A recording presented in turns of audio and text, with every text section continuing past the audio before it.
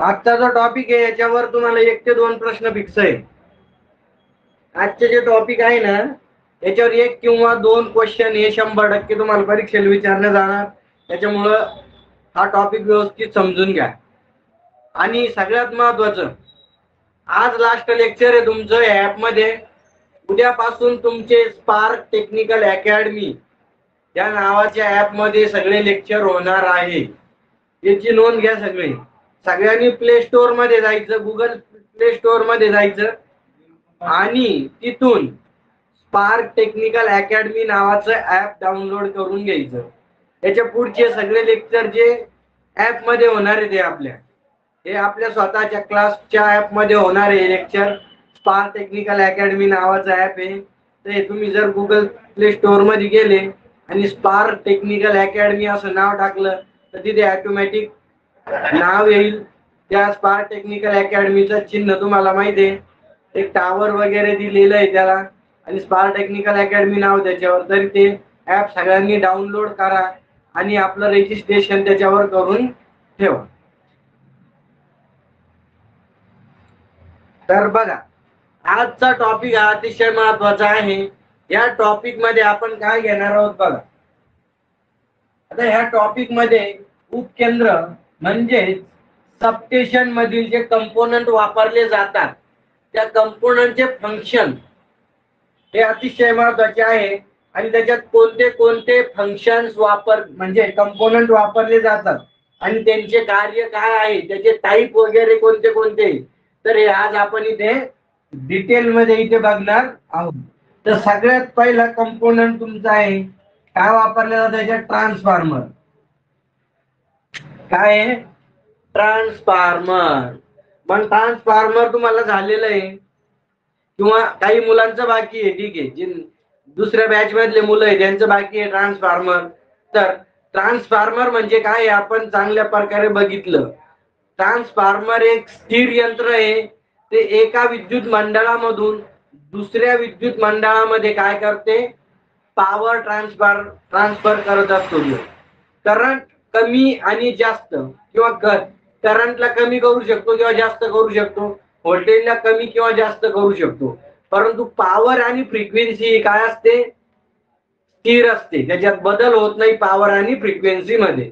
ते लक्षात ठेवायचं.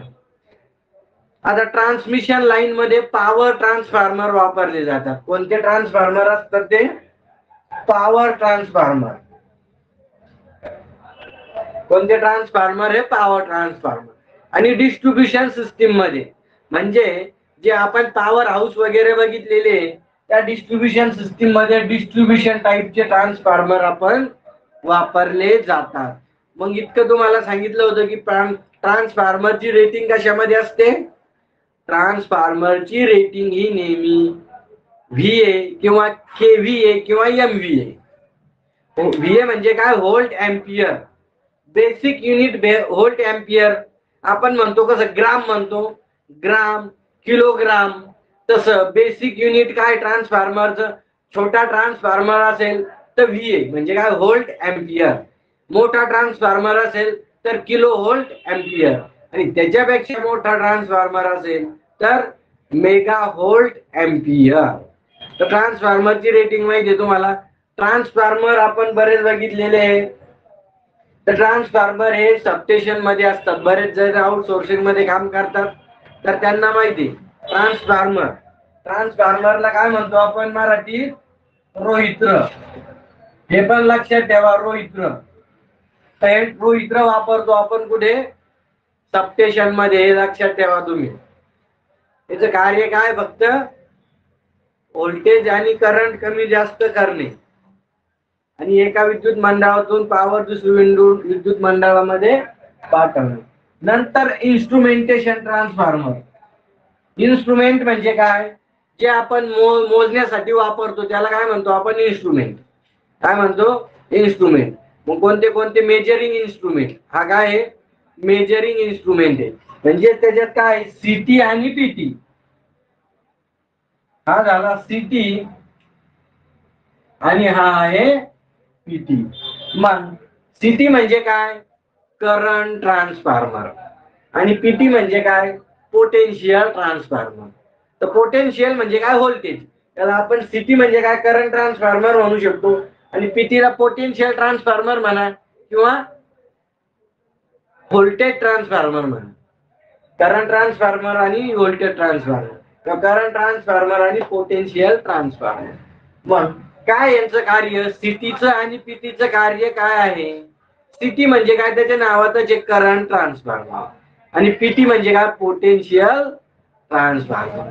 मग सीटी करंट ट्रान्सफॉर्मर सबस्टेशन मध्ये 10,000 एम्पियर करंट आहे, 20,000 एम्पियर करंट आहे. आपण ॲमीटरनं मोजू शकतो का? ॲमीटरनं आपण मोजू शकत नाही.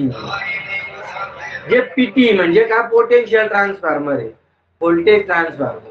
मग आपण 132 केव्ही व्होल्टेज, 400 केव्ही व्होल्टेज किंवा 33 केव्ही व्होल्टेज, 66 केव्ही व्होल्टेज हे आपण व्होल्ट मीटरनं मोजू शकत नाही, मल्टीमीटरनं मोजू शकत नाही. मग हे सीटी पीटी वापरतो आपण. सीटी म्हणजे काय? सीटी हा असा इन्स्ट्रुमेंटेशन ट्रान्सफॉर्मर आहे, हा उच्च करंट मोजण्यासाठी आपण वापरतो. मग याचं कार्य काय? सीटीचं उच्च करंट मोजण्यासाठी आपण काय वापरतो? सीटी वापरतो. तुम्ही एक दिवस काय करा? सबस्टेशनला भेटच देऊन या.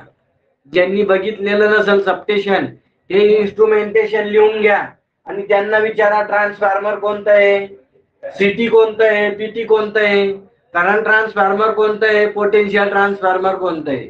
मग आपल्याला माहिती आहे की करंट ट्रान्सफॉर्मर काय करतो? आपण उच्च करंट मोजण्यासाठी वापरतो. पीटी काय करतो?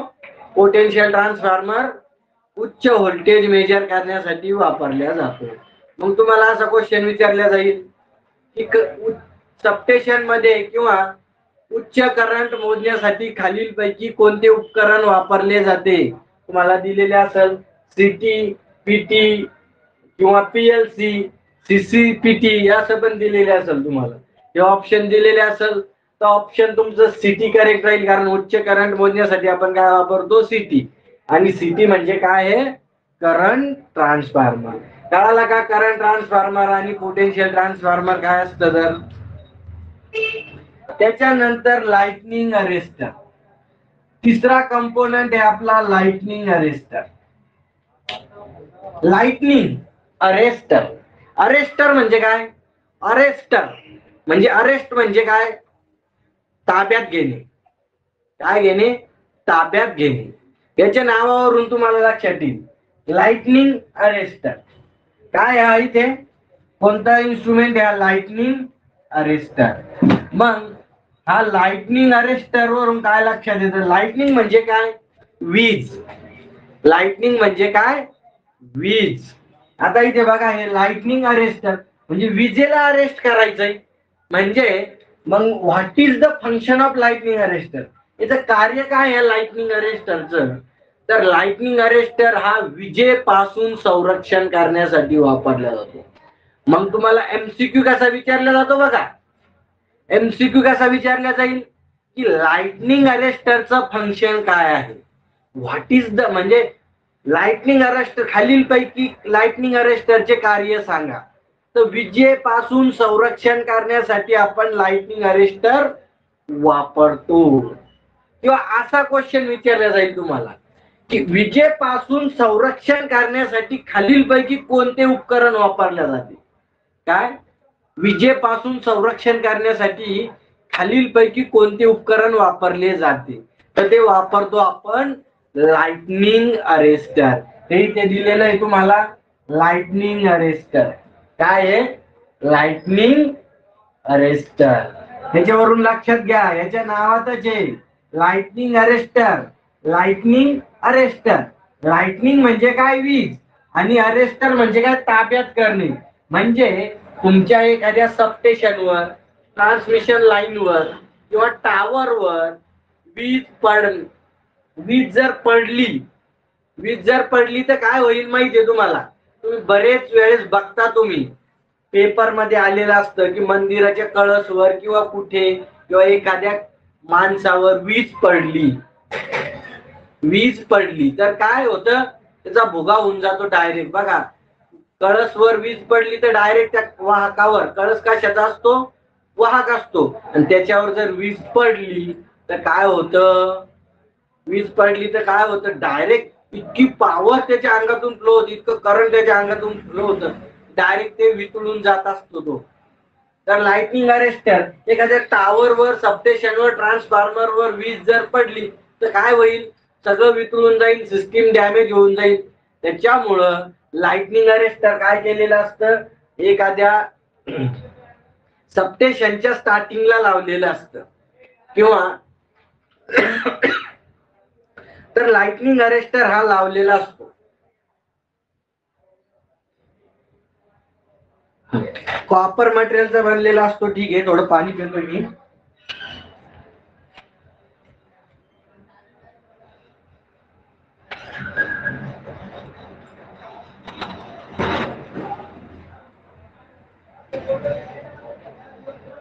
बघा, तर तुम्हाला क्वेश्चन कसा विचारला जाईल, महत्वाचा क्वेश्चन आहे हे, याच्यावर अतिशय महत्वाचे, याच्यावर तुम्हाला 2 किंवा 1 क्वेश्चन 100% विचारले जाणार, त्याच्यामुळे व्यवस्थित पाठ करा. लाइटनिंग अरेस्टर, तर हा विजेपासून संरक्षण करण्यासाठी आपण काय करतो, लाइटनिंग अरेस्टर वापरतो. म्हणजे वीज म्हणजे काय, पॉवर असते.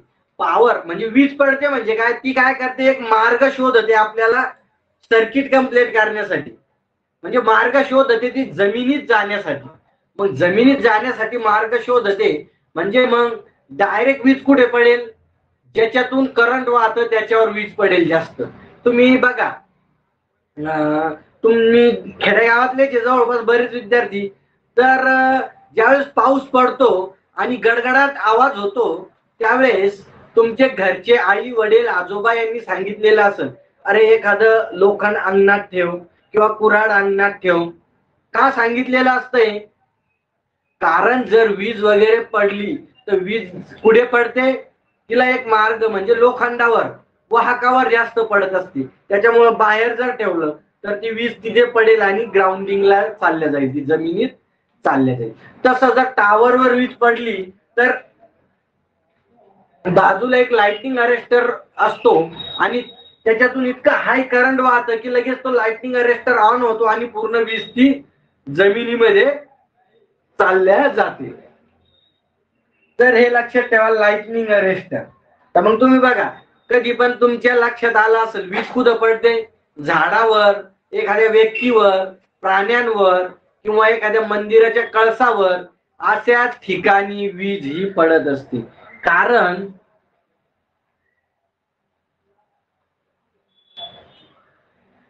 ठीक आहे, कारण कसं असतं माहितीये का, कारण त्या विजेला म्हणजे जी पॉवर आहे हिला एक रस्ता पाहिजे जमिनीत जाण्यासाठी.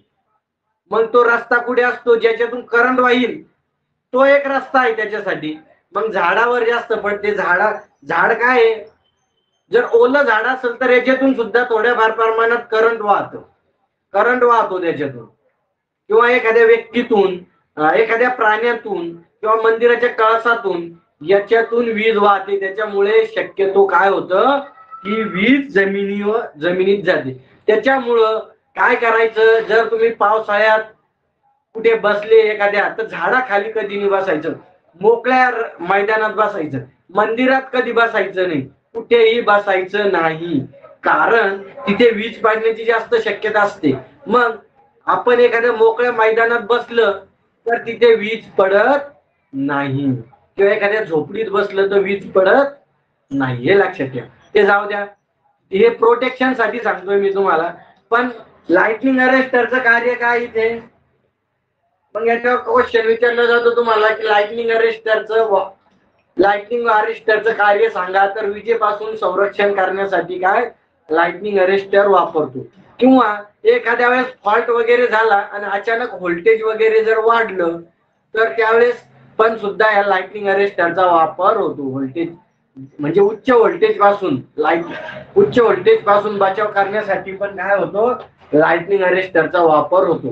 किंवा फिरून क्वेश्चन विचारलं तर कसा विचारू शकतात, विजेपासून संरक्षण करण्यासाठी खालीलपैकी कोणते उपकरण वापरले जातात, lightning arrester, isolator, circuit breaker, relay, असं दिलेलं असेल तुम्हाला तर डोक्यात नेहमी ठेवा की आयसोलेटर लाइटनिंग अरेस्टर वापरल्या जातात. मग हे लाइटनिंग अरेस्टरचे प्रकार काय? लाइटनिंग अरेस्टरचे प्रकार, हॉर्न गॅप लाइटनिंग अरेस्टर. काय? Horn gap lightning arrester, surge gap lightning arrester, व्हाल गॅप लाइटनिंग अरेस्टर आणि थायराइड टाइप लाइटनिंग अरेस्टर. तर हे थायराइड टाइप लाईट हे बाकीचे सगळे आपण आपल्या इलेक्ट्रिकल सिस्टीम मध्ये वापरतो आपण, परंतु थायराइड टाइप लाइटनिंग अरेस्टर हे कुठे वापरतो आपण? बिल्डिंग साठी. कुठे वापरतो? बिल्डिंग साठी.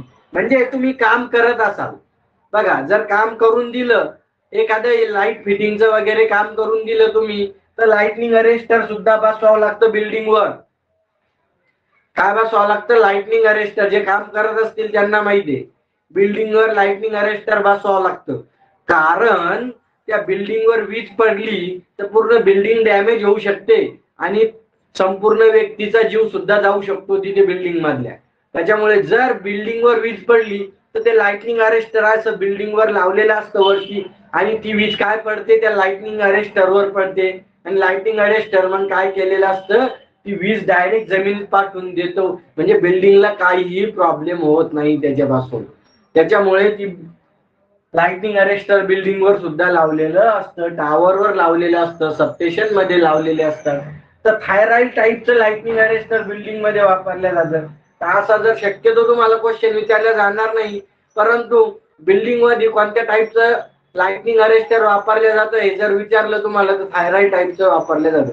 किंवा तुम्हाला असं पण क्वेश्चन विचारला जाऊ शकतो, थोडा फिरून कसा क्वेश्चन विचारला जाऊ शकतो बघा.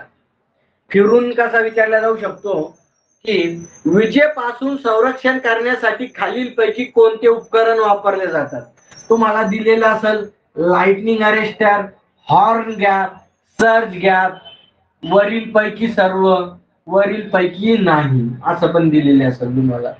तर यावेळेस वरील पैकी सर्व करायची, कारण हॉर्न गॅप आणि सर्ज गॅप हे सुद्धा लाइटनिंग अरेस्टरचे प्रकार आहे. काय आहे?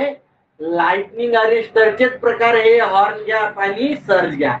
त्याच्यामुळे लक्षात ठेवा, हे लाइटनिंग अरेस्टर. किंवा असं पण विचारलं जाऊ शकतं तुम्हाला की विजेपासून संरक्षण करण्यासाठी खालीलपैकी कोणते उपकरण वापरले जाते, आणि तुम्हाला दिलेलं असेल इथं horn gap, relay, circuit breaker, isolator. तर मग तुमच्या माइंड मध्ये फक्त काय असेल? लाइटनिंग अरेस्टर वापरलं जातं, परंतु हे सुद्धा लाइटनिंग अरेस्टरचे प्रकारच आहे. मग हॉर्न गॅप सुद्धा वापरू शकतो. तर त्यावेळेस तिथे काय करायचं? Horn gap and sir correct tick mark करायचं. आलं का लक्षात तुमचे? कमेंट्स मध्ये सांगा एकदा, हा लाइटनिंग अरेस्टरचा कन्सेप्ट क्लिअर झाला का तुमचा? आता याच्या व्यतिरिक्त तर बदल कसाही तुम्हाला क्वेश्चन फिरून टाकणार नाही. पूर्ण जसे सांगितले मी तसे लक्षात ठेवा फक्त तुम्ही.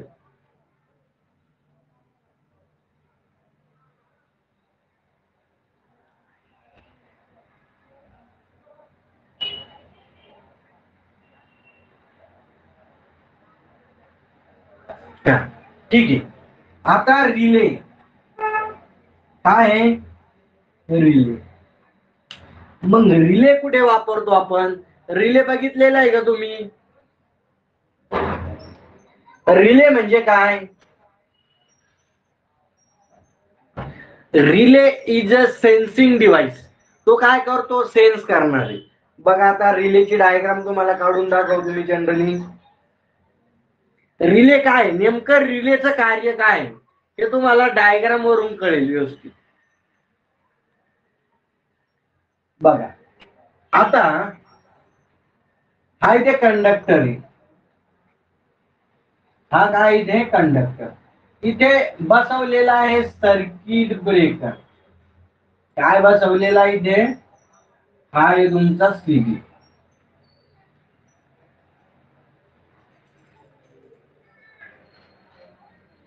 हा काय इथे सीबी. डायग्राम दिसते ना सगळ्यांना? हा इथे काय दिलेला आहे? सीबी म्हणजे सर्किट. मोठी डायग्राम घेऊ का? दिसतंय का?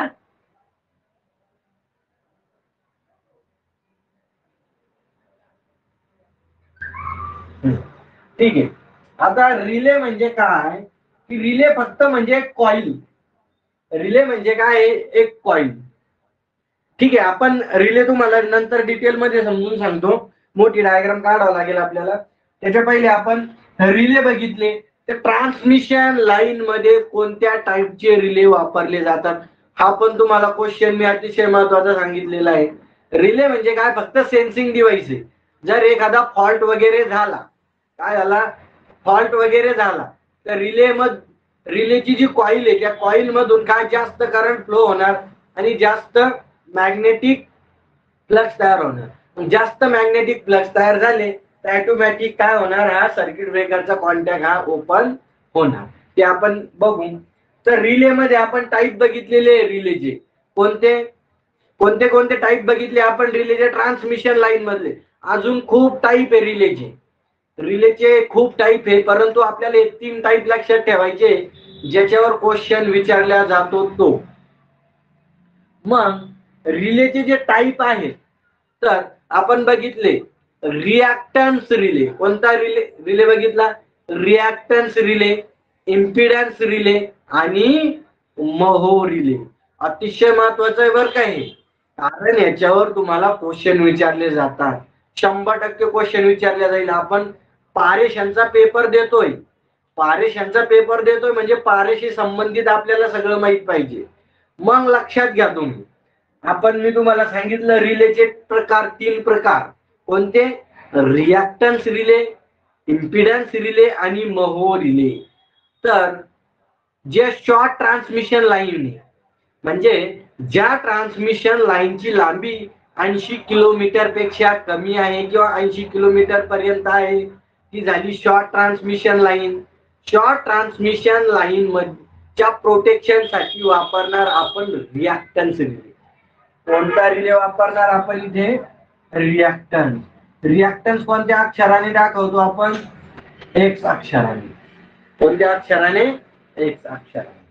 नंतर वापरतो आपण इम्पिडन्स रिले मीडियम ट्रान्समिशन लाईनच्या लांबीसाठी. मीडियम ट्रान्समिशन लाईनची लांबी आहे 80 किलोमीटर ते 240 किलोमीटरच्या मध्ये. जर ट्रान्समिशन लाईनची लांबी असेल तर त्यावेळेस आपण वापरणार इम्पिडन्स रिले म्हणजे झेड. आणि नंतर आहे तुमचा महो रिले. महो रिले आपण वापरणार लॉंग ट्रान्समिशन लाईनच्या लांबीसाठी.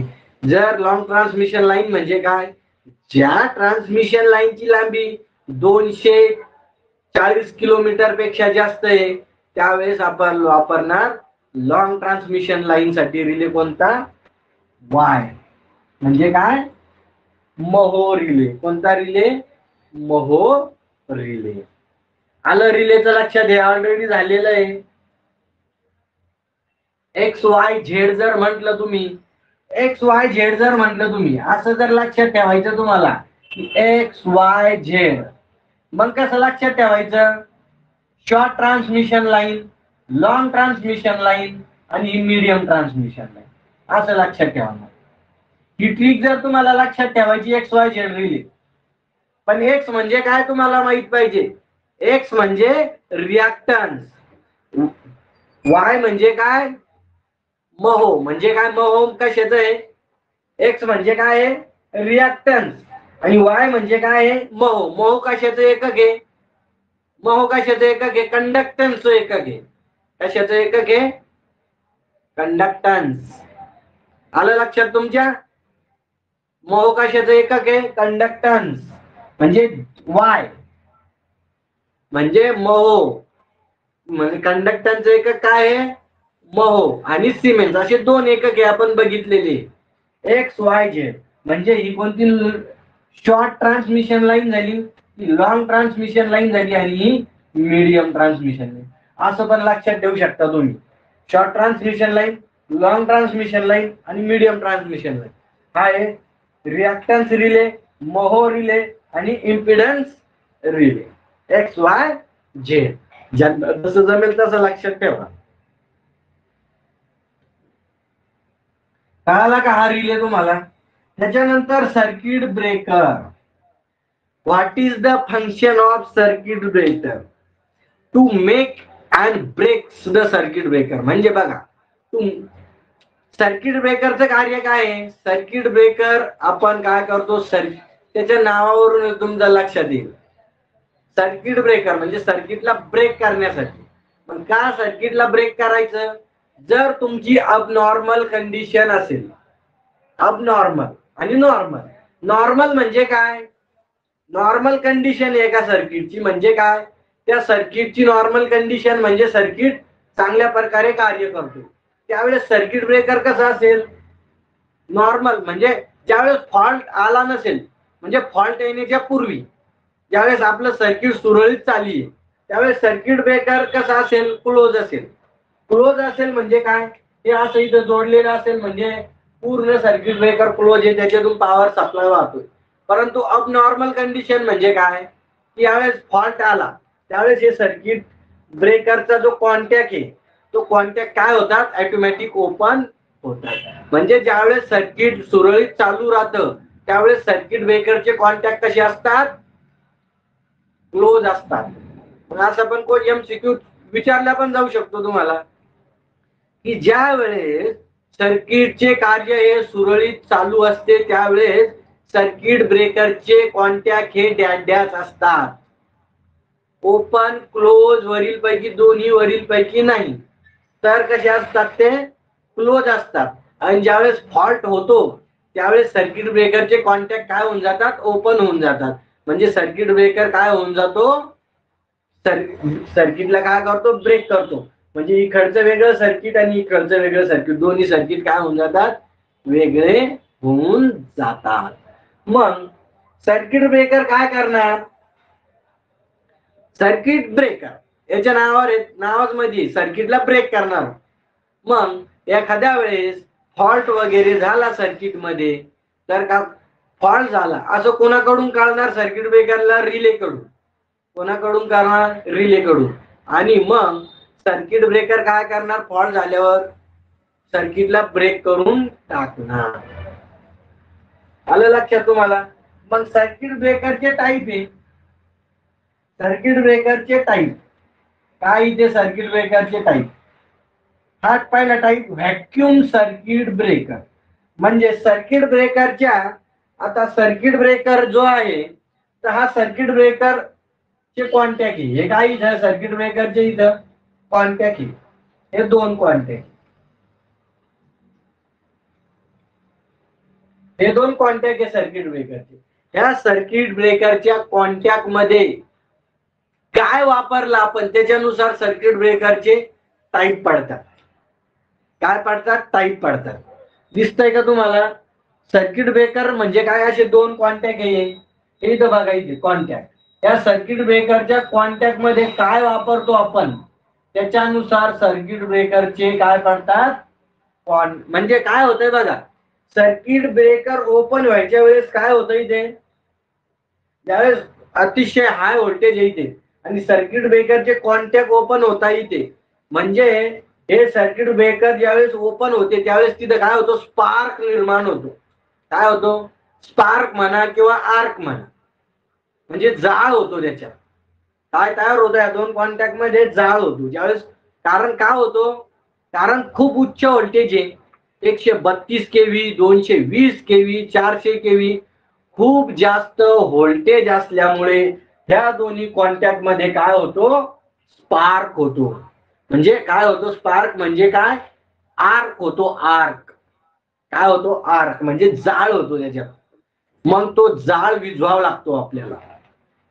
जर जाळ नाही विझावला ना आपण, हा याच्यातला जाळ नाही विझावला ना, हे सर्किट ब्रेकर जे हे दोन कॉन्टॅक्ट एकमेकापासून सेपरेट होत नाही. हे सर्किट काय होऊन जाईल? हे याच्यात जाळ जर झाला तर हे दोन्ही काय याच्यातून कंटिन्यू करंट फ्लो होऊन जाईल. कम्प्लेटरच राहील ते सर्किट ब्रेक. म्हणजे हे सर्किट वेगवेगळेच होणार नाही. पण आपल्याला वेगवेगळे करायचे ते. मग त्याच्यासाठी त्याच्यात काय आपल्याला इन्सुलेटिंग मीडियम वापरायचंय. म्हणजे इन्सुलेशन वापरायचंय त्याच्यामध्ये. काय वापरायचंय? इन्सुलेशन वापरायचंय. मग त्याच्यात आपण कोणत्या प्रकारचं ते जाळ विझवण्यासाठी इन्सुलेशन वापरतो त्याच्यानुसार काय होते? त्याच्यात त्याचे प्रकार पडतात इन्सुलेटर. मग व्हॅक्यूम सर्किट ब्रेकर मग व्हॅक्यूम सर्किट ब्रेकर म्हणजे काय की ह्या ज्या दोन कॉन्टॅक्ट मध्ये, या कॉन्टॅक्ट मध्ये व्हॅक्यूम म्हणजे काय, अशा फोर्स. व्हॅक्यूम म्हणजे काय, आता हे दोन कॉन्टॅक्ट आहे, हे सर्किट ब्रेकरचे दोन काय कॉन्टॅक्ट आहे, आणि या दोन्ही कॉन्टॅक्ट मध्ये काय आहे व्हॅक्यूम वापर. म्हणजे जर सर्किट ब्रेक जर झालेला असेल आणि त्यावेळेस काय झालेलं हे दोन कॉन्टॅक्ट आहे, त्या कॉन्टॅक्टच्या मध्ये एकदम जाळ निर्माण झाला, स्पार्क निर्माण झाला, आर्क निर्माण झाला, तर हे कंटिन्यू काय राहतात याच्यातून सुद्धा करंट फ्लो होतो, कारण याच्यात हवा आहे ना. इथं काय आहे, त्या दोन याच्यामध्ये काय सर्किट ब्रेकरच्या कॉन्टॅक्ट मध्ये हवा आहे, आणि हवामधून पण काय होतं करंट फ्लो होतं थोड्याफार प्रमाणात. आयन असतात त्याच्यात, चार्ज असतात, पॉझिटिव्ह चार्ज आणि निगेटिव्ह चार्ज, मग त्याच्यातून सुद्धा करंट वाहतं. तर हे दोन पूर्ण सर्किट कम्प्लीटच राहील. आपलं ब्रेक होईल का, ब्रेक झालेलं नसणार आहे. त्याच्यामुळे काय आपण याच्यातली हवा काढून टाकायची किंवा याच्यातला जाळ काढून टाकायचा आहे. त्याच्यामुळे जर याच्यात हवा जर वापरली आपण इयर, तर त्याला काय म्हणायचं इयर सर्किट ब्रेकर. या दोन कॉन्टॅक्ट मध्ये इयर वापरली तर याला काय म्हणायचं इयर सर्किट ब्रेकर. आता व्हॅक्यूम सर्किट ब्रेकर म्हणजे काय, त्याच्यात आपण वापरणार व्हॅक्यूम. व्हॅक्यूम म्हणजे काय, व्हॅक्यूमचा अर्थ कळतो का तुम्हाला, म्हणजे एकदम फोर्स न भरलेली हवा. व्हॅक्यूम म्हणजे काय, अशी दाबलेली हवा. मग एकदम अचानक याच्यात जर दाबलेली हवा असेल तर मग काय होईल, अचानक ज्यावेळेस सर्किट ब्रेकर ओपन होईल आणि अचानक इथं व्हॅक्यूम टाकला आपण, जी फोर्स न इथं हवा टाकली इथे, तर काय होईल की जे याच्यातले आयन म्हणजे जी त्यांची जी कॉन्टॅक्ट मधली हवा काय होईल निघून जाईल, आणि इथं व्हॅक्यूम तयार होईल, म्हणजे गरम झालेली हवा. मग त्या गरम झालेल्या हवेमध्ये आयन राहणार नाही, आणि आयन राहिलेले नाही म्हणजे हे काय होईल, दोन्ही कॉन्टॅक्ट एकमेकापासून वेगळे होईल. त्याच्यामुळे त्याला इयर सर्किट ब्रेकर म्हणायचं. Year circuit breaker, vacuum circuit breaker. मग व्हॅक्यूम सर्किट ब्रेकर आपण काय करणार, 33 केव्ही पर्यंत वापरणार. मग तुम्हाला जर विचारलं की खालीलपैकी 33 केव्ही पर्यंत कोणते सर्किट ब्रेकर वापरू शकतो, तर व्हॅक्यूम सर्किट ब्रेकर वापरू शकतो. 11 केव्ही पर्यंत काय वापरू शकतो आपण, इयर सर्किट ब्रेकर वापरू शकतो. आता नंतर oil circuit breaker. Oil circuit breaker सगळ्यांनी बघितलेलं आहे, जे सबस्टेशन मध्ये काम करतात, किंवा त्याच्यात एक मिनिमम ऑइल सर्किट ब्रेकर असतं, एक मॅक्झिमम ऑइल सर्किट ब्रेकर. म्हणजे लो ऑइल सर्किट ब्रेकर आणि हाय ऑइल सर्किट ब्रेकर. तर त्याच्याशी काही घेणं नाही आपल्याला. तर महत्वाचं लक्षात ठेवा, ऑइल सर्किट ब्रेकर म्हणजे काय होतं, ज्या वेळेस हे दोन ज्यावेळेस फॉल्ट होतो सर्किट मध्ये, आपण बघितलेलं आहे बघा, ट्रान्सफॉर्मर मध्ये पण आपण ऑइल वापरतो कशासाठी, इन्सुलेशन, म्हणजे प्रायमरी वाइंडिंग आणि सेकंडरी वाइंडिंग एकमेकापासून आयसोलेट करण्यासाठी, म्हणजे वेगवेगळ्या करण्यासाठी. तर इथे पण आपण या दोन कॉन्टॅक्ट मध्ये ज्यावेळेस तुमचे कॉन्टॅक्ट ओपन होतील, काय होतील, कॉन्टॅक्ट ओपन होतील, ओपन झाल्या बरोबर या दोन कॉन्टॅक्ट मध्ये काय येतं, ऑइल येतं. काय येतं, ऑइल येतं, आणि त्याच्यामुळे तो इथं जो जाळ आहे किंवा स्पार्क आहे तो काय होऊन जातो, तो विझून जातो. त्याच्यामुळे आपण कोणतं सर्किट ब्रेकर वापरतो, ऑइल सर्किट ब्रेकर. मग ऑइल सर्किट ब्रेकर 33 केव्ही किंवा 33 केव्ही पासून ते 132 केव्ही पर्यंत आपण काय करतो, ऑइल सर्किट ब्रेकर वापरतो. बघितलेले असेल तुम्ही, जे सबस्टेशन मध्ये काम करतात, आउटसोर्सिंग मध्ये काम करतात, त्यांना माहिती आहे की हे circuit breaker, oil circuit breaker त्यांनी तिथे बघितलेले आहे. त्याच्यात ऑइल भरलेलं असतं, मोठी ऑइलची टँक असते, आणि ज्यावेळेस सर्किट ब्रेकरचा कॉन्टॅक्ट ओपन होतो त्यावेळेस लगेच इमिडिएटली त्या दोन्ही कॉन्टॅक्ट मध्ये काय होतं, ऑइल येतं, आणि ऑइल जर आलं त्याच्यात ऑटोमॅटिक तो स्पार्क म्हणजे तिथलचा जाळ हा विझून जातो. कळालं का ऑइल सर्किट ब्रेकर काय येतं, आणि ऑइल सर्किट ब्रेकर किती केव्ही पर्यंत वापरतो हे लक्षात आलं का तुमच्या, 33 ते 132 केव्ही ची लाईन असेल, व्होल्टेज लेवल जर 33 किंवा 132 केव्ही पर्यंत असेल तर तिथे आपण ऑइल सर्किट ब्रेकर वापरतो. म्हणजे 33 केव्ही साठी, 66 केव्ही साठी आणि 132 केव्ही साठी आपण काय करू शकतो, ऑइल सर्किट ब्रेकर हे वापरू शकतो.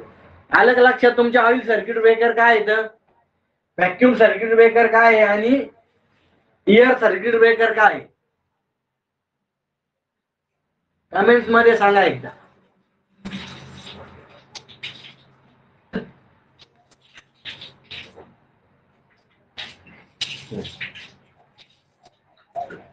ठीक आहे.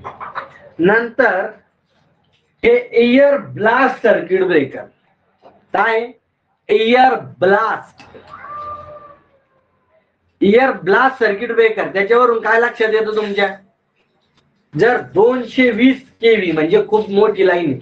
आता बघा ट्रान्समिशन लाईन मोठी असते, मग तुम्हाला याच्यावर तुम्हाला क्वेश्चन विचारल्या जाईल की एक्स्ट्रा हाय व्होल्टेज लाईन मध्ये किंवा ट्रान्समिशन लाईन मध्ये कोणत्या टाईपचा सर्किट ब्रेकर वापरला जाईल, एअर ब्लास्ट किंवा SF6 सर्किट ब्रेकर. तर एअर ब्लास्ट किंवा SF6 सर्किट ब्रेकर आपण वापरतो. एअर ब्लास्ट म्हणजे काय, तुम्ही बघितलेलं असेल तिथे. काय बघितलेलं आहे, जे काम करतात सबस्टेशन मध्ये त्यावेळेस त्यांच्या लक्षात येईल तिथे circuit breaker air blast. Air blast म्हणजे काय,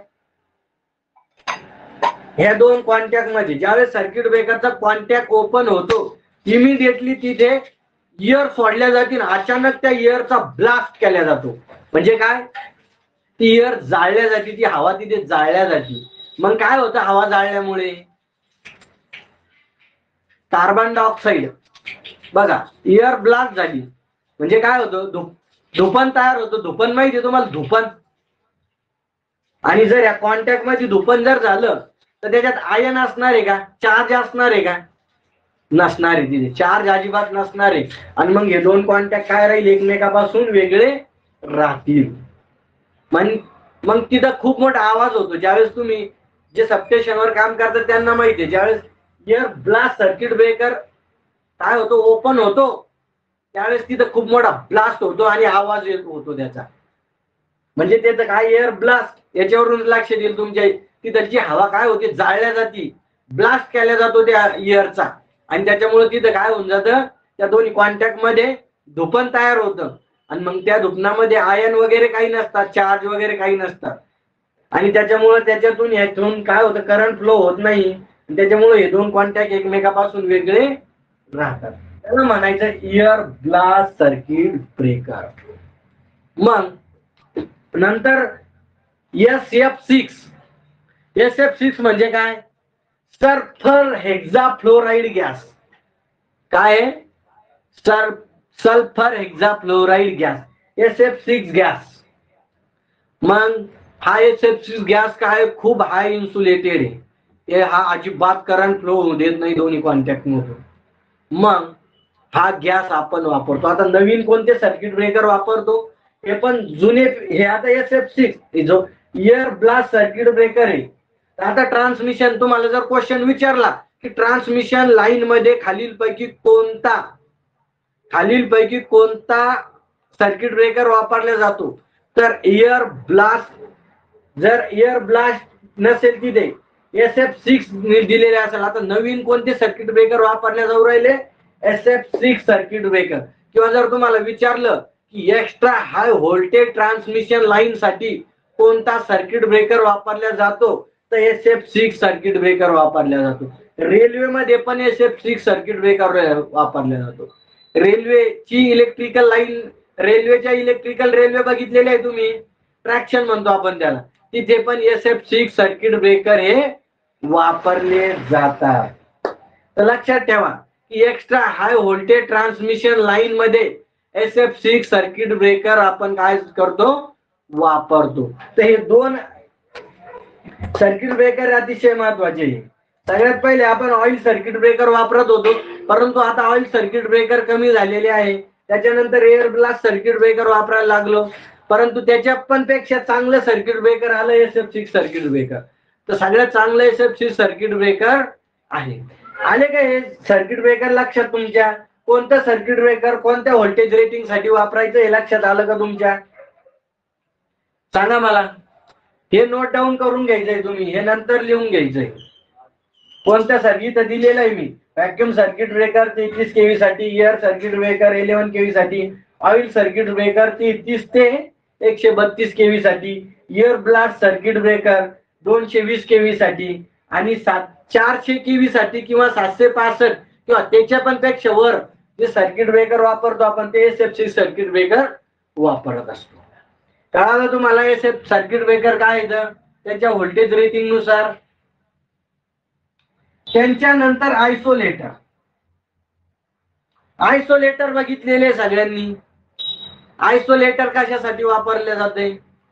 जर तुम्हाला एखाद्या ठिकाणी मेंटेनन्स वगैरे करायचं असेल तर त्यावेळेस आपण आयसोलेटर वापरतो. काय करतो? आयसोलेटर वापरतो. बघा तुम्ही डीपी वर बघितलेलं असेल. डीपी म्हणजे काय? Distribution pole. डीपी मध्ये एक आयसोलेटर असतो, एक खटका खालीवर करायसाठी वापरतो. तो खटका बघितलेला आहे तुम्ही डीपीचा? बघितलेला आहे का? डीपीचा खटका वर करतो आपण, कधी खाली करतो. म्हणजे जर आपल्याला सिंगल फेज मध्ये काम करायचं असेल त्यावेळेस खटका आपण काय करतो? खाली करून वर करून घेतो. म्हणजे काय होतं, इकडे आईस काम करायचं असेल तर त्यावेळेस तो आपला जो सिंगल फेज इकडे अलीकडे ओपन होऊन जातं आणि आपण काम करतो, नंतर तो खटका वरती करून देतो. म्हणजे त्याला तो खटका आहे, म्हणजे तो काय? आयसोलेटर आहे. तर ते आयसोलेटर जनरली आपण हाताने ऑपरेट करतो. व्होल्टेज लेवल कमी, तिथे 230 440 व्होल्टेज कमी आहे. परंतु मग आपण जे सबस्टेशन मध्ये मोठमोठाले आयसोलेटर वापरतो हे ऑटोमॅटिक असतात. ते काय असतात? ऑटोमॅटिक असतात. मोटरीने ऑटोमॅटिक ऑन ऑफ होत असतात. ते मोटर लागते त्याला. इतके जास्त व्होल्टेज आहे, आपण फास्ट ऑपरेट झाले पाहिजे ते. तर हे आयसोलेटर आपण कशासाठी वापरतो लक्षात घ्या. मेंटेनन्स पर्पज साठी, मेंटेनन्सच्या हेतूने वापरत असतो आपण. एखाद्या ठिकाणी आपल्याला मेंटेनन्स करायचं आहे. म्हणजे आता ही आपली ट्रान्समिशन लाईन, ही ट्रान्समिशन लाईन आहे आपली. इथं सबस्टेशन आहे. मग सबस्टेशन आहे, इकडे काय झालेलं आहे? इकडे काय झालेलं आहे? फॉल्ट आलेला आहे. मग इकडे काय लाईव्ह आहे. मग आपण काय करणार? इथे आयसोलेटर लावलेलं असं. मग आयसोलेटर काय करणार? हा काय करणार? ओपन होऊन जाणार. म्हणजे इकडचा पार्ट वेगळा करणार. मग आयसोलेटर आपण कशासाठी वापरतो? कशासाठी वापरतो आपण? आपण मेंटेनन्स साठी वापरतो. मग तुम्हाला क्वेश्चन कसा विचारला जातो याच्यावर बघा, की खालीलपैकी जर आपल्याला एखाद्या काम करता वेळेस मेंटेनन्स किंवा दुरुस्ती करायची असेल तर खालीलपैकी कोणते उपकरण वापरले जाते? तर खालीलपैकी हे आयसोलेटर उपकरण वापरले जाते मेंटेनन्स करायचं असेल तर. एखाद्या ठिकाणी मेंटेनन्स करायचं असेल. पुन्हा एक लक्षात ठेवा की याची कसलीही रेटिंग नसते. याला रेटिंग दिलेली नसते. करंट रेटिंग नाही, व्होल्टेज रेटिंग नाही, काहीच नाही. जशी फ्यूजला कशी रेटिंग असते, सर्किट ब्रेकरला पण रेटिंग असते, तशी याला कसलीही रेटिंग वगैरे नसते. काय? याला रेटिंग नसते. आयसोलेटरला रेटिंग नसते. पुन्हा आयसोलेटर नो लोड वर ऑपरेट करतो आपण. काय करतो? No load. म्हणजे बघा आयसोलेटर कुठे लावलेला असतो? आता हा फीडर आहे, म्हणजे इकडे काय जातो? पहिले सर्किट ब्रेकर लावलेला असतो. इथे सर्किट ब्रेकर आहे, त्याच्यानंतर आयसोलेटर आहे इथे, आणि नंतर पुन्हा सर्किट ब्रेकर आहे. असे लावलेले असतात बघा. मग आपल्याला मेंटेनन्स वगैरे करायचं असेल, तर हा सर्किट ब्रेकर ओपन होऊन जातो. हा सर्किट ब्रेकर ओपन झाला, इकडे लोड आहे. हा कुठून आला? सबस्टेशन. इथे सबस्टेशन कडून पॉवर सप्लाय आला. तर मग इथे काय लावलेलं? इथे सर्किट ब्रेकर आहे, आयसोलेटर आहे आणि नंतर सर्किट ब्रेकर आहे. मग लोड आहे इकडे. मग लोड इथं फॉल्ट वगैरे झाला, आपण काय सांगितलेलं इकडे? फॉल्ट झाला. मग आपल्याला फॉल्ट झाला तर आयसोलेटर ओपन करावं लागेल. मग त्याच्यासाठी आपल्याला काय करायचंय? इथे लोड कनेक्ट. मग ह्या सर्किट ब्रेकर ओपन केला तर लोड कनेक्ट राहणार आहे का? नाही. मग हा नो लोड वर ऑपरेट करतो आपण. आयसोलेटर काय करतो? नो लोड वर ऑपरेट करतो. इतकं लक्षात ठेवा. 3 पॉईंट लक्षात ठेवा याच्यावर. ट्रान्सफॉर्मर बद्दल 3 पॉईंट, आयसोलेटर बद्दल 3 पॉईंट लक्षात ठेवा की आयसोलेटर हा मेंटेनन्स पर्पज साठी वापरतो, मेंटेनन्सच्या हेतूने. तर आपल्याला मेंटेनन्स वगैरे करायचं असेल तर त्यावेळेस आपण काय करतो? आयसोलेटरचा वापर करतो. आयसोलेटरला कसलीही रेटिंग नसते. करंट रेटिंग नाही, व्होल्टेज रेटिंग नाही, काहीच रेटिंग नसते त्याला. आणि आयसोलेटर हा आपण नो लोड वर वापरतो. सर्किट ब्रेकर लोड वर वापरतो आणि आयसोलेटर नो लोड वर वापरतो. आलं का लक्षात तुमच्या? हे आयसोलेटर लक्षात आलं का तुमच्या? हे जे टाईप आहे व्हर्टिकल टाईप, काय आयसोलेटरचे व्हर्टिकल आणि हॉरिझॉन्टल. हॉरिझॉन्टल म्हणजे काय, म्हणजे एक उभा एक आयसोलेटर आणि आडवा आयसोलेटर असे दोन टाईप आहे. तर ते जाऊ दे, ते महत्वाचं नाही. ते आयसोलेटरचं कार्य वगैरे तुम्ही लक्षात ठेवा. कॅपॅसिटर बँक, नेक्स्ट कंपोनेंट आहे कॅपॅसिटर बँक. काय आहे कॅपॅसिटर बँक. मग कॅपॅसिटर बँक कशासाठी वापरतो आपण सबस्टेशन मध्ये, सांगा कमेंट्स मध्ये सांगा. कॅपॅसिटर कशासाठी वापरतो आपण, what is the function of capacitor bank.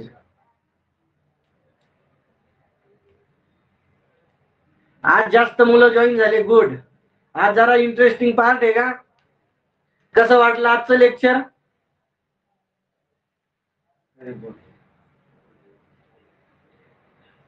बघू द्या मला कोणाला किती कळालं.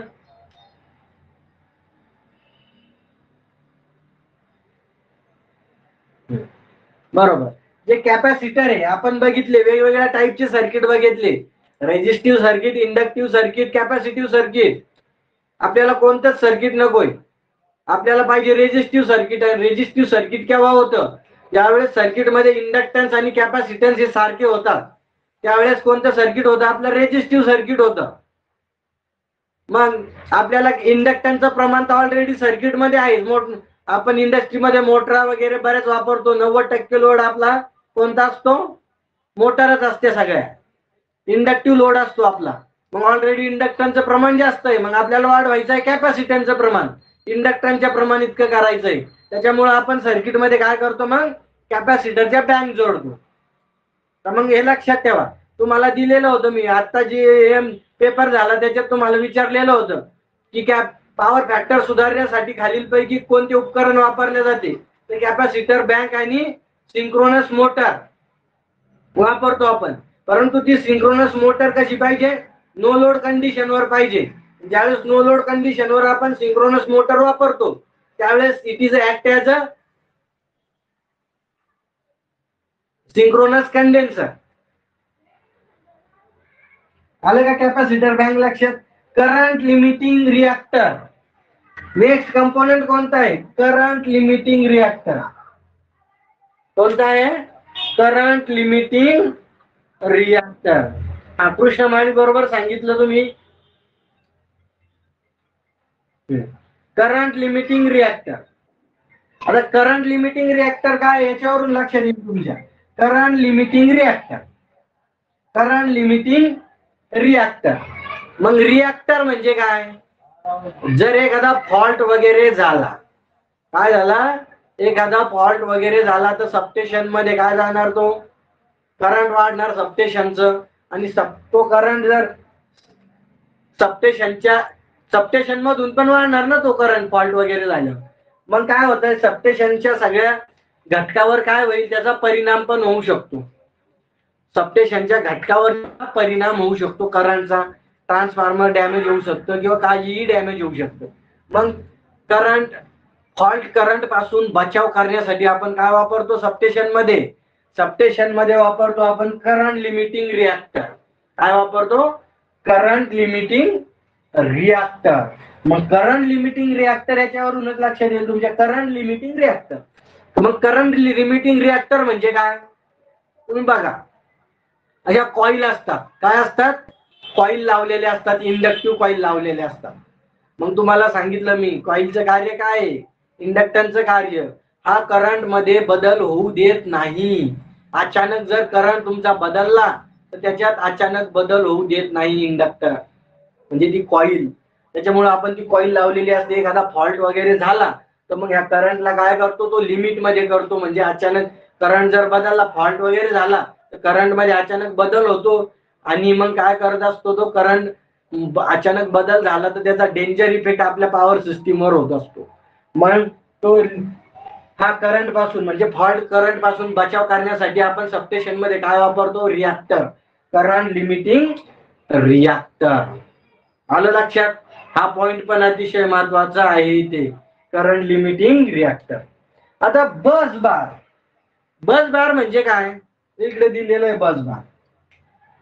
काय आहे? बस बार. बस बार बघितलेले आहे तुम्ही. बस बार कशासाठी वापरतो आपण? टॅपिंग घेण्यासाठी. टॅपिंग म्हणजे काय? बस बार म्हणजे काय? एक अशी पट्टी असते फक्त. बस बार म्हणजे काय? एक पट्टी असते आणि त्याला अशी होल असतात बघा. बस बार म्हणजे अशी पट्टी आणि त्याच्यावर काय असते? असं होल असतं. मग हे बस बार जी आहे, तर ह्या बस बार पासून आपल्याला काय घ्यायचंय? वेगवेगळे काय करायचे? तिथून पॉइंट घ्यायचे, सप्लाय घ्यायचे. तर मग त्याच्यामुळे आपण ही बस बार वापरतो. कारण जर आपण बस बारनी लावली आणि एकाच ठिकाणी येऊन आपण सप्लाय घेतला तर तिथं काय होईल? असं वायरचं बंडल तयार होऊन जाईल. म्हणजे इथं एक पॉइंट आहे, हा पॉइंट आहे इथे, आणि इथून आपल्याला 4 फीडर काढायचे. इथून असं असं असे 4 फीडर. इथं सगळा गुंता होऊन जाईल आणि व्यवस्थित गुंता झाला की पूर्ण काय एकदम फिट बसणार नाही, तिथे एक लूज होऊन जाईल आणि इथं कधी पण इथे प्रॉब्लेम येऊ शकतो. त्याच्यामुळे आपण काय करतो? अशी बस बार लावतो आणि या बस बार पासून काय करतो? वेगवेगळे टॅपिंग घेत असतो. मग बस बार कोणत्या मटेरियलची बनलेली असते? बस बार म्हणजे काही नसते, एक अल्युमिनियमची पट्टी किंवा कॉपरची पट्टी असते. कोणत्या मटेरियल पासून बनलेली असते ती? अल्युमिनियम किंवा कॉपर. याच्यात तुम्हाला क्वेश्चन विचारला जाईल की बस बार ह्या कोणत्या मटेरियल पासून बनलेली असते? तर अल्युमिनियम आणि कॉपर दोन्ही पण मटेरियल पासून ती बनलेली असते. त्याच्यानंतरचा पॉइंट आहे post insulator. Post insulator. Post insulator म्हणजे काय? हा सबस्टेशन मध्ये पोस्ट इन्सुलेटर असतो, जी बस बार ठेवण्यासाठी, बस बारला सपोर्ट देण्यासाठी. म्हणजे हा एक असा इन्सुलेटर आहे. पोस्ट इन्सुलेटर जर तुम्ही बघितलं तर असा असतो पोस्ट इन्सुलेटर. असा लावलेला असतो पोस्ट. आणि याच्यावर काय असते? ते बस बार असते सपोर्ट देण्यासाठी. इकडून पण राहील असा पोस्ट इन्सुलेटर आणि इथे पण काय देईल? ही बस बारला सपोर्ट देईल. त्याला म्हणायचं पोस्ट इन्सुलेटर. त्याचं काही नाही, त्याला विचारणार नाही, तुम्ही परीक्षेत विचारणार नाही, पण तुम्हाला माहित पाहिजे पोस्ट इन्सुलेटर का.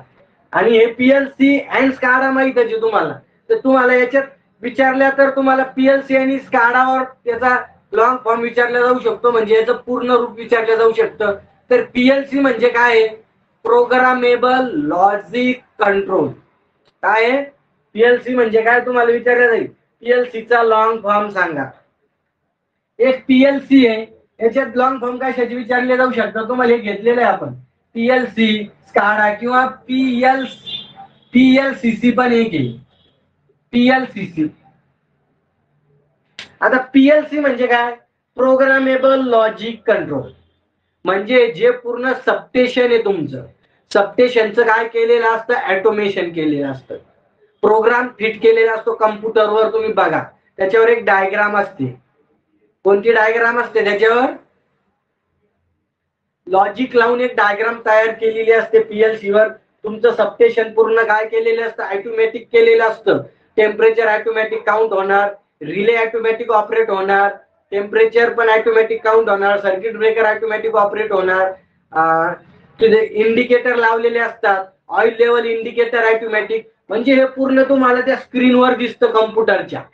तुम्ही जर ऑपरेटर झाले, टेक्निशियन झाले, तर तुम्हाला तिथं फक्त त्या कम्प्युटरच्या स्क्रीनवर तुम्हाला सबस्टेशन मध्ये तिथे जायची पण गरज नाही. सबस्टेशन मध्ये पण जायची गरज नाही की कोणता सर्किट ब्रेकर खराब झाला आणि काय झालं. तुम्हाला त्या ऑफिसमध्ये, एसीच्या ऑफिसमध्ये बसायचं, तिथे त्या कम्प्युटरवर बघायचं आहे. तिथे सगळं तुम्हाला कंपोनंट दिसतील, सर्किट दिसतील, बस बार दिसतील, सगळं दिसतील तिथे तुम्हाला. कोणता सर्किट ब्रेकर ओपन झाला, क्लोज झाला, कशाचं कोणतं टेम्परेचर किती आहे, काय आहे, हे तुम्हाला सगळं त्या पीसी वर दिसणार. हे दोन्हीचा वापर केलेला असतो तिथे ऑटोमेशन मध्ये, पीएलसी आणि स्काडाचा. तर हे तुम्ही दोन अतिशय महत्वाचे लक्षात ठेवा. मला असं वाटतं पर्सनली की पीएलसी आणि स्काडाचा लॉंग फॉर्म दोन्ही पैकी एखादा लॉंग फॉर्म तुम्हाला विचारला जाऊ शकतो. तर पीएलसी म्हणजे काय? Programmable logic control. म्हणजे प्रोग्रामेबल लॉजिक कंट्रोल. आणि स्काडा म्हणजे काय? Supervisory control and data acquisition. म्हणजे सुपरवायझरी कंट्रोल म्हणजे काय? फक्त एकच सुपरवायझर तिथे राहणार, म्हणजे तुम्ही टेक्निशियन. जॉबला लागणार तुम्ही 100% सगळे 21 ते 24 विद्यार्थी जे आहे ऑनलाईन करतात ना, ते सगळे हुशार विद्यार्थी जे जॉबला लागू शकतात. जे फक्त ऑफलाईन व्हिडिओ बघतात त्यांचं मला माहित नाहीये, कारण तुम्ही अभ्यास करता नाही करता, बघता नाही बघता, ते मी सांगू शकत नाही. परंतु हे लक्षात ठेवा. Supervisory control and data acquisition म्हणजे हा काय करतो, सुपरवाइज कंट्रोल करतो सगळे घटक तुमचे, तुमचे रिले, सर्किट ब्रेकर, ते काउंटर वगैरे सगळे कंट्रोल करतो आणि डेटा पण अक्वायझिशन करतो, डेटा पण जमा करण्याचं कार्य करतो तो. म्हणजे डेटा पण काय करतो, प्रत्येक वेळेला प्रत्येक सेकंदाला डेटा काउंट करतो तो, की यावेळेस टेम्परेचर किती आहे, करंट किती आहे, व्होल्टेज किती आहे, हे सगळं ते काय करतो, काउंट पण करत असतो, डेटा पण कलेक्ट करत असतो तो. डेटा ऑटोमॅटिक रेकॉर्ड होतो. बघा तुम्हाला काहीच करायचं काम नाही, पूर्ण सबस्टेशन तिथे ऑटोमॅटिक आहे, ऑटोमेशन केलेलं आहे त्याचं. फक्त तुम्हाला तिथं जाऊन ड्युटीला जाऊन बसायचंय, 8 तास ड्युटी झाली की घरी जायचंय. फॉल्ट कधीच येत नाही ह्या पीएलसी काळामुळे, माहितीये का. 2-2 वर्ष फॉल्ट येत नाही, 2-2 वर्ष फॉल्ट येत नाही कधीच. फॉल्ट जर आला तर फक्त एखाद्या वेळेस सर्किट ब्रेकर ओपन वगैरे झालं तर फक्त तिथं ओपन होऊन जातं, ओपन झालं की लगेच आपल्याला कळतं ते ओपन झालं. नुसतं तिथं ओपन झालं की ऑटोमॅटिक कळालं आपल्याला तिथे की नाही, नुसतं तिथे मग काय करायचं, आपण तिथे सेटिंग मध्ये जाऊन तिथे हे करायचं आणि तो सर्किट ब्रेकर ऑन करून टाकायचा आहे. बाकीचं डायरेक्ट काहीच फॉल्ट येत नाही याच्यावर. असा तिथलचा जॉब आहे डायरेक्ट. तुम्हाला काही जायचं तिथे, बसायचं, यायचं, रिडिंग वगैरे पण घ्यायचं काम नाही. ऑटोमॅटिक रिडिंग जर हुशार असेल तर रिडिंग तिथं रेकॉर्ड होऊन जातात ऑटोमॅटिक, आणि त्या रिडिंग पण तुम्ही काय करू शकतात, फायनली लास्टच्या वेळेस नुसतं त्या बुक मध्ये नोट डाऊन करून घेऊ शकता तुम्ही. त्याच्यामुळे पीएलसी आणि स्काडा अतिशय महत्वाचं आहे.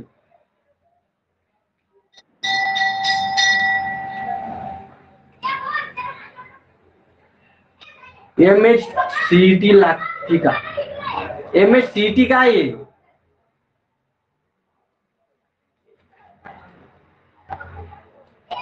कशासाठी MHCET लागते का?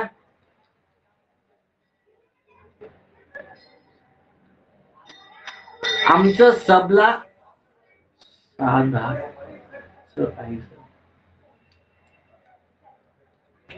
काय मयुरी, काय व्यवस्थित मला कळालं नाही ते काय आहे. साधाच म्हणतात म्हणजे हा साधं जास्त नाही असं काय म्हणतात. ऑपरेटर साठी MHCET. MHCET म्हणजे काय, ते महाराष्ट्र टेस्ट. म्हणजे तू जो विचारतोय ना ते वेगळं आहे आणि तुला मला वाटतं वेगळं विचारेल. तुला MSCIT म्हणायचंय का? MSCIT म्हणायचंय का तुम्हाला? MSCIT म्हणायचं असेल तुला, MHTCET 12वीवर राहते ते, इंजिनिअरिंगला किंवा डॉक्टरला, याला त्याला इंजिनिअरिंगला वगैरे इकडे नंबर लावायचा असेल तर त्यावेळेस लागते ती. MSCIT म्हणायचं आहे का तुला? MSCIT जवळपास सगळ्या गव्हर्नमेंट जॉबला कंपल्सरी आहे, परंतु जॉबला लागल्यानंतर 6 महिन्याच्या नंतर सर्टिफिकेट दिलं तरी चालतं. काय 6 महिन्याच्या जॉबला जॉईन केल्यानंतर 6 महिन्याच्या नंतर MSCIT करून दिली तरी चालते. आमचं सबस्टेशनला स्काडाच आहे. हा ठीक आहे, बरोबर, कळालं मला. स्काडा म्हणजे काय आहे, आता सगळे जे नवीन सबस्टेशन, ट्रान्सको मध्ये सगळ्या सबस्टेशनला स्काडा आहे. स्काडा म्हणजे काय, सुपरवायझरी, काय, supervisory control, supervise control and data acquisition. Spelling वगैरे त्याच्यासाठी तुम्ही डायरेक्ट गुगलवर जा, गुगलवर स्काडा टाका, ऑटोमॅटिक येऊन जाईल तुम्हाला. सुपरवायझरी कंट्रोल अँड डेटा अक्वायझिशन, बरोबर, पैठणीने बरोबर सांगितलेलं आहे. आणि PLCCचा लॉंग फॉर्म काय इथं, आता PLC वेगळं आहे आणि PLCC वेगळं आहे बरं का. PLCC म्हणजे काय, पॉवर लाईन कॅरियर कम्युनिकेशन. काय आहे, पॉवर लाईन कॅरियर कम्युनिकेशन. आपण जे ह्या सबस्टेशन मधून दुसऱ्या सबस्टेशन मध्ये कम्युनिकेशन करायचंय, आपल्याला संभाषण वगैरे करायचंय, तर तिथे आपण PLCC वापरतो आपण, पॉवर लाईन कॅरियर कम्युनिकेशन. हा एक लॉंग फॉर्म लक्षात असू द्या तुमच्या, PLCC. PLC वेगळं आणि PLCC वेगळं, आलं का लक्षात तुमच्या. PLC म्हणजे काय आहे, नाही तर इथं कन्फ्युज होऊन जायचं तुम्ही, PLCC आणि PLCC आणि PLC बद्दल. तर PLCC म्हणजे का, पॉवर लाईन कॅरियर कम्युनिकेशन. हा एक लॉंग फॉर्म लक्षात ठेव, पॉवर लाईन कॅरियर कम्युनिकेशन. एका सबस्टेशन मधून दुसऱ्या सबस्टेशन मध्ये संभाषण साधण्यासाठी पॉवर लाईन कॅरियर कम्युनिकेशन आपण वापरतो. आणि जे सिग्नल पाठवले जाते ते कशातून पाठवले जाते? ट्रान्समिशन लाईनद्वारे. आलं का लक्षात? अजून कोणते पार्ट राहिले का सबस्टेशनचे?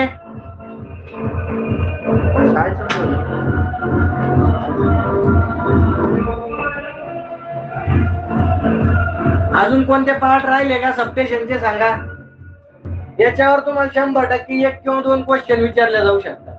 100%.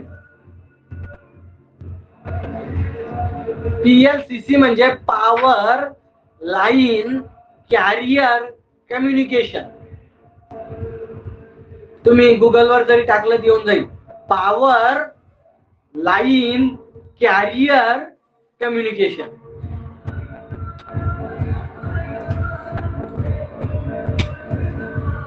हा, अर्थ. ठीक आहे. अर्थिंग कशासाठी वापरतो आपण सांगा. अर्थिंग कशासाठी वापरतो? बघा, आपल्या ट्रान्सफॉर्मर लोखंडाचे हे सगळे पार्ट आपल्या लोखंडाचे. एखाद्या वेळेस फॉल्ट वगैरे झाला, लिकेज करंट वगैरे हे झाला, किंवा एखादा वायर टच होऊन अर्थिंगला लागला किंवा त्या ट्रान्सफॉर्मरला लागला लोखंडाच्या पार्टला, तर मग काय होईल? आपल्याला शॉक बसू शकतो. त्याच्यामुळे अर्थिंग केलेली असते. आणि एक लक्षात ठेवा, सबस्टेशन साठी कोणत्या टाईपची अर्थिंग वापरली जाते सांगा. तर पाईप अर्थिंग वापरली जाते. कोणती अर्थिंग वापरली जाते? Pipe earthing. आणि अर्थ टेस्टर वापरतो आपण. काय? अर्थिंग मेजर करण्यासाठी अर्थ टेस्टर. सबस्टेशनची अर्थिंग किती पाहिजे? 0.5 ते 1. किती पाहिजे? सबस्टेशन किंवा पॉवर हाऊसची सबस्टेशनची अर्थिंगचा रेजिस्टन्स किती पाहिजे? 0.5 ते 1 ओहम पर्यंत. हे पण नोट डाऊन करून घ्या, महत्वाचं आहे. आणि आपल्या घरगुती अर्थिंग कोणती अर्थिंग वापरतो आपण? Plate earthing. कॉपरची प्लेट अर्थिंग. किती ओहम रेजिस्टन्स पाहिजे तिचा? 4 ओहम पर्यंत. मॅक्झिमम 4. 2 असला तरी चालतो, एक कमीत कमी असलं तरी चालतो, परंतु काय पाहिजे? जास्तीत जास्त 4 ओहम पर्यंत. कशासाठी? घरगुती अर्थिंगचा. आणि सबस्टेशनच्या अर्थिंगचा 1 ओहम पर्यंत. 0.5 ते 1 पर्यंत आपल्याला अर्थिंगचा रेजिस्टन्स पाहिजे. आणि महत्वाचं, पाईप अर्थिंग वापरतो आपण सबस्टेशन साठी. आणि अर्थिंग रेजिस्टन्स कमी करण्यासाठी आपण काय वापरतो? कोळसा वगैरे टाकतो, त्याच्यात पाणी टाकतो, अर्थिंग पावडर टाकतो. एक्सेस करंट काय आहे? हे इथं दिलेलं आहे तुम्हाला. Current limiting reactor. एक्सेस करंटचा अर्थ काय होतो? एक्सेस म्हणजे काय? वाढणे, करंट वाढणे. ज्यावेळेस करंट वाढतो ना, त्यावेळेस आपण त्याच्या प्रोटेक्शन साठी उच्च करंटच्या किंवा फॉल्ट करंट पासून बचाव करण्यासाठी सबस्टेशन मध्ये कोणते उपकरण वापरले जाते? तर करंट लिमिटिंग रिएक्टर आपण तिथे वापरतो. आलं का लक्षात? न्यूट्रल अर्थिंग म्हणजे काय? न्यूट्रल अर्थिंग म्हणजे काय? ट्रान्सफॉर्मरची जी न्यूट्रल काय असतो? आता ट्रान्सफॉर्मरची जी न्यूट्रल असते ती पण काय केलेली असते? ग्राउंडिंग केलेली असते.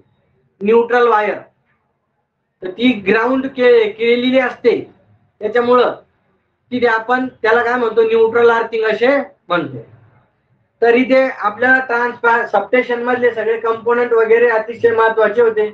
याच्यावर महत्वाचे यांचे कार्य, त्याचे टाईप आणि किती रेटिंग पर्यंत कोणते सर्किट ब्रेकर वगैरे वापरतो आपण, त्याचे कार्य वगैरे हे महत्वाचं होतं. तर आजचा पाठ कसा वाटला सांगा? बोरिंग आहे का आजचा पाठ?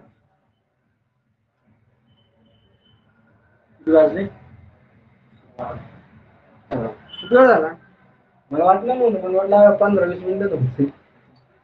ठीक आहे. तर आज आपण अशा प्रकारे महत्वाचा पार्ट होता तुमच्यासाठी सबस्टेशन मध्ये. कोण कोण आउटसोर्सिंगला जॉब करताय? मयुरी वाटतं, तिने सांगितलं सबस्टेशनला आहे म्हणून.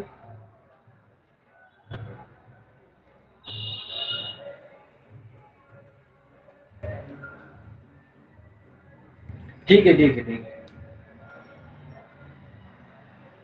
आजचा पाठ महत्वाचा होता, याच्यावर तुम्हाला 100% येणार म्हणजे येणार. काय येणार म्हणजे येणार, याच्यावर कमीत कमी एक आणि जास्तीत जास्त 2 क्वेश्चन येणार म्हणजे येणार इतक्या या लेक्चरवर. त्याचा 5 स्टार देऊन ठेवा. हे लेक्चर बघणे म्हणजे बघणे 100%. त्याच्या नोट्स काढून ठेवणे म्हणजे ठेवणे.